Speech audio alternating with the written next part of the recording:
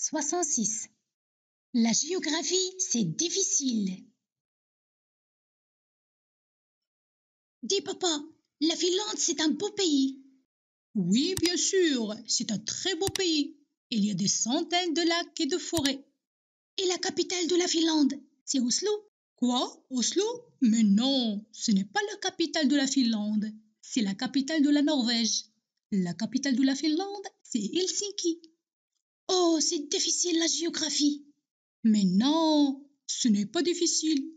C'est ennuyeux. Au contraire, c'est passionnant. C'est un vrai voyage. Il y a des pays différents, des cultures différentes, des langues, des coutumes variées. Même en Europe? Bien sûr, regarde, dans l'Atlas, là, il y a l'Europe. Il y a combien de pays en Europe? Dans la communauté européenne, maintenant, il y a 25 pays. Il y a combien de langues? Il y a au moins 20 langues différentes. Le finnois, le tchèque, l'allemand, le français, l'anglais, l'italien, l'espagnol. Tu veux apprendre une langue étrangère? Oui, pourquoi pas? L'espagnol, c'est facile. Non, mon garçon, l'espagnol, c'est beau, mais ce n'est pas facile. C'est qui? C'est Virginie. Bonjour, Virginie. Bonjour, monsieur. Salut, Jérôme. Dis-moi, ce soir à la télé, il y a un film de science-fiction. Tu veux venir à la maison pour le voir? Il n'y a pas de match ce soir? Mais non, le match c'est demain, alors tu viens? D'accord.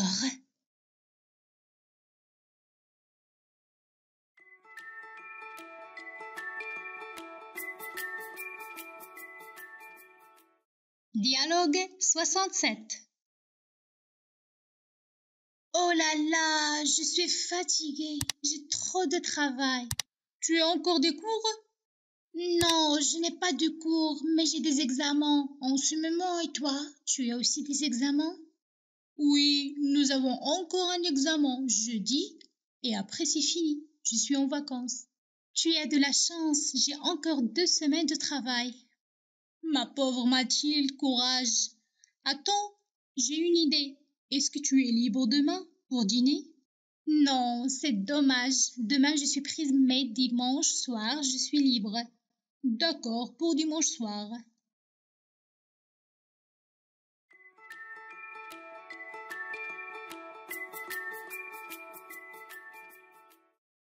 Dialogue 68. Bon, je t'appelle cet après-midi? Oui, non, je ne serai pas à la maison. Et bien sûr, tu n'as toujours pas de portable. Tu devrais en acheter un, Lucas. Pourquoi faire? Pour qu'on puisse te joindre plus facilement. Je n'en ai pas besoin. Si, bien sûr, quand on veut t'appeler pour une chose importante, c'est impossible. C'est tellement rare, franchement. Mélissa, explique-moi pourquoi je devrais en avoir un. D'abord, pour toi, si tu avais un problème, tu pourrais appeler quelqu'un pour te sentir plus en sécurité. Ça n'arrivera peut-être jamais. Peut-être, ce serait bien aussi pour tes proches, pour qu'ils gardent le contact avec toi. Tu n'es jamais à la maison. Ta fille m'a dit qu'on avait assez de tomber sur ton répondeur. Ah bon? Elle t'a dit ça? Oui, je crois que tu pourrais faire cet effort pour lui faire plaisir. Bien sûr, mais je ne comprends pas. Je ne veux pas être dérangée toute la journée pour des bêtises. Pour être tranquille, tu peux l'éteindre et consulter tes messages de temps en temps. Si je ne m'en sers pas, ce n'est pas la peine. Tu exagères comme d'habitude. Je vais en parler à ta fille pour qu'elle te fasse changer d'avis. Oh, tu sais, je ne fais pas toujours ces 4 volontés. Non, bien sûr.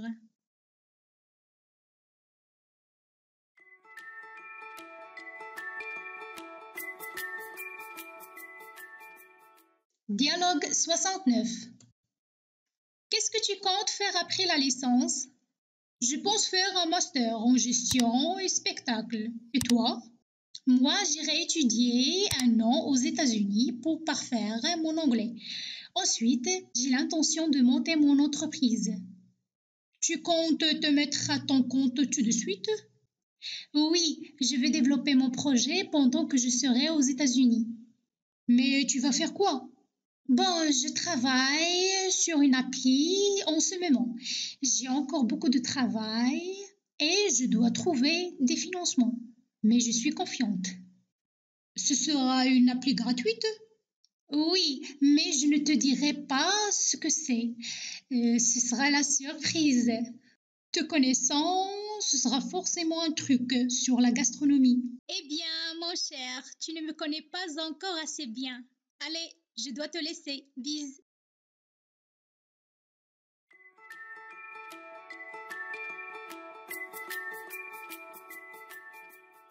Dialogue 70. Rencontre avec le professeur des écoles. Bonjour. Bonjour, je suis Brandon le maire, le papa de Jérôme. Bonjour, monsieur le maire. Asseyez-vous. Jérôme n'est pas avec vous? Non, il est resté avec sa grand-mère. Bien, alors, la rentrée s'est bien passée. Jérôme est un enfant très curieux. Il s'est très bien habitué à ses nouveaux camarades. Est-ce que c'est fait des amis? Il n'en parle jamais.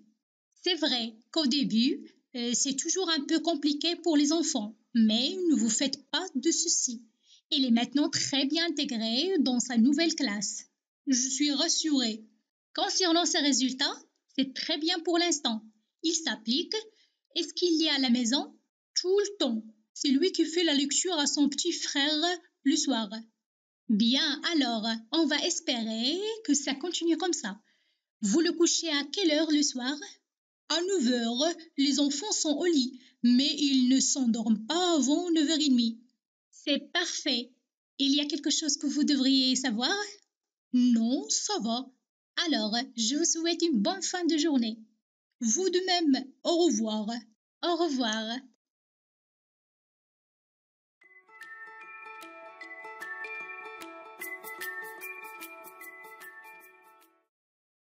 Avec le professeur des écoles, suivi scolaire. Bonjour, monsieur Bernard. Bonjour. Installez-vous. Merci. Alors, le bilan de ce premier trimestre n'est pas très bon comme je vous l'ai déjà écrit dans le carnet de correspondance. Malo a quelques difficultés en lecture et en calcul. Oui, justement, je voudrais avoir des conseils pour l'aider. C'est vous qui vous occupez de lui le soir? Oui, ma femme rentre tard. C'est vrai que durant le premier trimestre, je n'ai pas fait spécialement attention aux devoirs. Ce n'est pas la peine de trop bouleverser vos habitudes, mais ce serait bien de prendre le temps de le faire lire à haute voix le soir. Le faire lire à haute voix?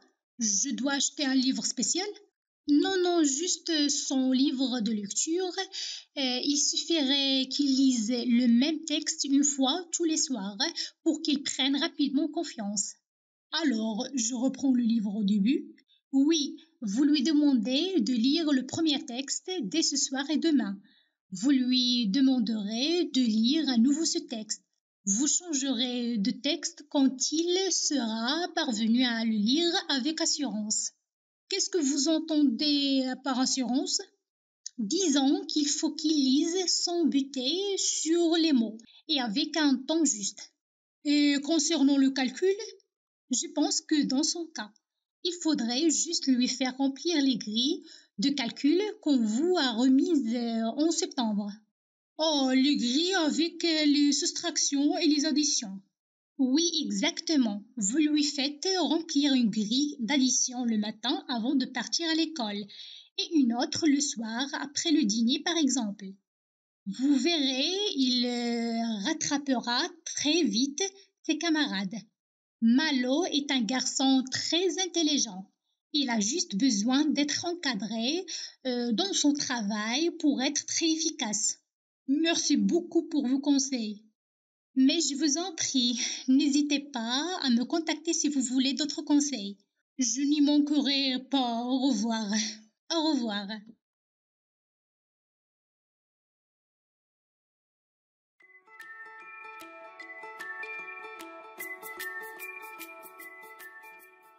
Maintenant, écoute et répète. Dialogue 66. La géographie, c'est difficile. Dis papa, la Finlande, c'est un beau pays. Oui, bien sûr, c'est un très beau pays. Il y a des centaines de lacs et de forêts. Et la capitale de la Finlande, c'est Oslo. Quoi? Oslo? Mais non, ce n'est pas la capitale de la Finlande. C'est la capitale de la Norvège. La capitale de la Finlande, c'est Helsinki. Oh, c'est difficile la géographie. Mais non, ce n'est pas difficile. C'est ennuyeux. Au contraire, c'est passionnant. C'est un vrai voyage. Il y a des pays différents, des cultures différentes, des langues, des coutumes variées. Même en Europe? Bien sûr, regarde, dans l'Atlas, là, il y a l'Europe. Il y a combien de pays en Europe? Dans la communauté européenne, maintenant, il y a 25 pays. Il y a combien de langues? Il y a au moins 20 langues différentes. Le finnois, le tchèque, l'allemand, le français, l'anglais, l'italien, l'espagnol. Tu veux apprendre une langue étrangère? Oui, pourquoi pas? L'espagnol, c'est facile. Non, mon garçon, l'espagnol, c'est beau, mais ce n'est pas facile. C'est qui? C'est Virginie. Bonjour, Virginie. Bonjour monsieur, salut Jérôme, dis-moi, ce soir à la télé, il y a un film de science-fiction. Tu veux venir à la maison pour le voir? Il n'y a pas de match ce soir? Mais non, le match c'est demain, alors tu viens? D'accord.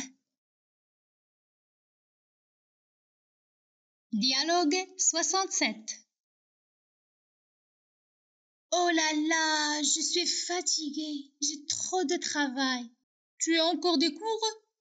Non, je n'ai pas de cours, mais j'ai des examens en ce moment. Et toi, tu as aussi des examens? Oui, nous avons encore un examen jeudi et après c'est fini. Je suis en vacances. Tu as de la chance, j'ai encore 2 semaines de travail. Ma pauvre Mathilde, courage. Attends, j'ai une idée. Est-ce que tu es libre demain pour dîner? Non, c'est dommage. Demain, je suis prise, mais dimanche soir, je suis libre. D'accord, pour dimanche soir. Dialogue 68. Bon, je t'appelle cet après-midi? Oui, non, je ne serai pas à la maison. Et bien sûr, tu n'as toujours pas de portable. Tu devrais en acheter un, Lucas. Pourquoi faire? Pour qu'on puisse te joindre plus facilement. Je n'en ai pas besoin. Si, bien sûr, quand on veut t'appeler pour une chose importante, c'est impossible.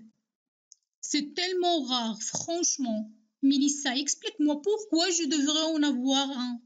D'abord, pour toi, si tu avais un problème, tu pourrais appeler quelqu'un pour te sentir plus en sécurité.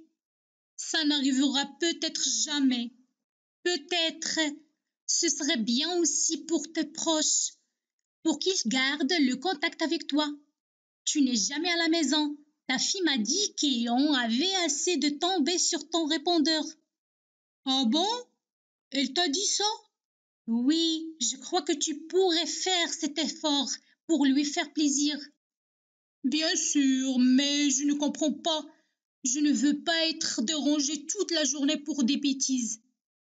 Pour être tranquille, tu peux l'éteindre et consulter tes messages de temps en temps. Si je ne m'en sers pas, ce n'est pas la peine. Tu exagères comme d'habitude. Je vais en parler à ta fille pour qu'elle te fasse changer d'avis. Oh, tu sais, je ne fais pas toujours ces 4 volontés. Non, bien sûr. Dialogue 69. Qu'est-ce que tu comptes faire après la licence? Je pense faire un master en gestion et spectacle. Et toi? Moi, j'irai étudier un an aux États-Unis pour parfaire mon anglais. Ensuite, j'ai l'intention de monter mon entreprise. Tu comptes te mettre à ton compte tout de suite? Oui, je vais développer mon projet pendant que je serai aux États-Unis. Mais tu vas faire quoi? Bon, je travaille sur une appli en ce moment. J'ai encore beaucoup de travail et je dois trouver des financements. Mais je suis confiante. Ce sera une appli gratuite? Oui, mais je ne te dirai pas ce que c'est. Ce sera la surprise. Te connaissant, ce sera forcément un truc sur la gastronomie. Eh bien, mon cher, tu ne me connais pas encore assez bien. Allez, je dois te laisser. Bise. Dialogue 70. Rencontre avec le professeur des écoles. Bonjour. Bonjour, je suis Brandon le maire, le papa de Jérôme. Bonjour, monsieur le maire. Asseyez-vous. Jérôme n'est pas avec vous? Non, il est resté avec sa grand-mère. Bien, alors, la rentrée s'est bien passée. Jérôme est un enfant très curieux. Il s'est très bien habitué à ses nouveaux camarades. Est-ce que c'est fait des amis? Il n'en parle jamais. C'est vrai qu'au début, c'est toujours un peu compliqué pour les enfants, mais ne vous faites pas de soucis. Il est maintenant très bien intégré dans sa nouvelle classe. Je suis rassurée. Concernant ses résultats, c'est très bien pour l'instant. Il s'applique. Est-ce qu'il y a à la maison? Tout le temps. C'est lui qui fait la lecture à son petit frère le soir. Bien, alors, on va espérer que ça continue comme ça. Vous le couchez à quelle heure le soir? À 9 heures, les enfants sont au lit, mais ils ne s'endorment pas avant 9h30. C'est parfait. Il y a quelque chose que vous devriez savoir? Non, ça va. Alors, je vous souhaite une bonne fin de journée. Vous de même. Au revoir. Au revoir. Avec le professeur des écoles, suivi scolaire. Bonjour, monsieur Bernard. Bonjour. Installez-vous. Merci. Alors, le bilan de ce premier trimestre n'est pas très bon comme je vous l'ai déjà écrit dans le carnet de correspondance. Malo a quelques difficultés en lecture et en calcul. Oui, justement, je voudrais avoir des conseils pour l'aider. C'est vous qui vous occupez de lui le soir? Oui, ma femme rentre tard. C'est vrai que durant le premier trimestre, je n'ai pas fait spécialement attention aux devoirs. Ce n'est pas la peine de trop bouleverser vos habitudes, mais ce serait bien de prendre le temps de le faire lire à haute voix le soir. Le faire lire à haute voix? Je dois acheter un livre spécial? Non, non, juste son livre de lecture. Il suffirait qu'il lise le même texte une fois tous les soirs pour qu'il prenne rapidement confiance. Alors, je reprends le livre au début? Oui, vous lui demandez de lire le premier texte dès ce soir et demain. Vous lui demanderez de lire à nouveau ce texte. Vous changerez de texte quand il sera parvenu à le lire avec assurance. Qu'est-ce que vous entendez par assurance? Disons qu'il faut qu'il lise sans buter sur les mots et avec un ton juste. Et concernant le calcul? Je pense que dans son cas, il faudrait juste lui faire remplir les grilles de calcul qu'on vous a remises en septembre. Oh, les grilles avec les soustractions et les additions. Oui, exactement. Vous lui faites remplir une grille d'addition le matin avant de partir à l'école et une autre le soir après le dîner, par exemple. Vous verrez, il rattrapera très vite ses camarades. Malo est un garçon très intelligent. Il a juste besoin d'être encadré dans son travail pour être très efficace. Merci beaucoup pour vos conseils.